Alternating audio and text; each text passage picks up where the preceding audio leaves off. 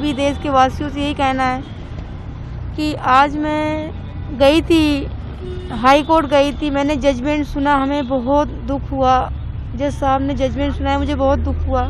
मुझे लगा कि मैं यहीं पे सुसाइड कर लूँ अपना, लेकिन मैंने अपने बच्चों के बारे में सोचा, मैंने अपने परिवार के बारे में सोचा, इसलिए कुछ हिम्मत नहीं किया।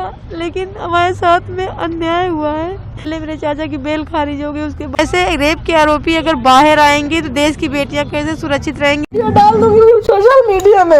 का होगा मेरा, पता चलेगा समय के साथ। कुछ नहीं होगा, डांट कोई गलत नहीं है, डाल दो मीडिया में। क्या दिक्कत है यार, ये कहा हमने, सुनो तुम्हारे में चले तो हमको फंसा दो, तो फंसा ही दूंगी।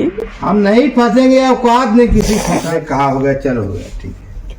संविधान के कैले बेकार हो, बलात्कारियों के बचावे सरकार हो, के सुनी नारी के पुकार हो, बलात्कारियों के बचावे सरकार हो।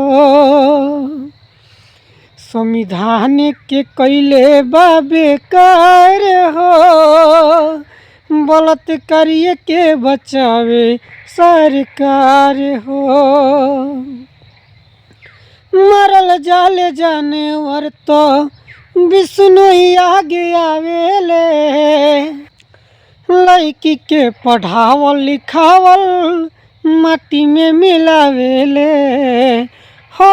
मरल जाले जानवर तो विष्णु ही आगे आवेले, लड़की के पढ़ावल लिखावल सब माटी में मिलावेले।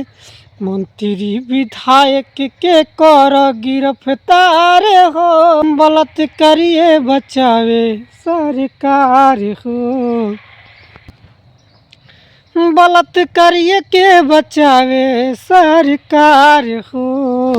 विधान के कैले बेकार हो, बलात्कारियों के बचावे सरकार हो, के सुनी नारी के पुकार हो, बलात्कारियों के बचावे सरकार हो।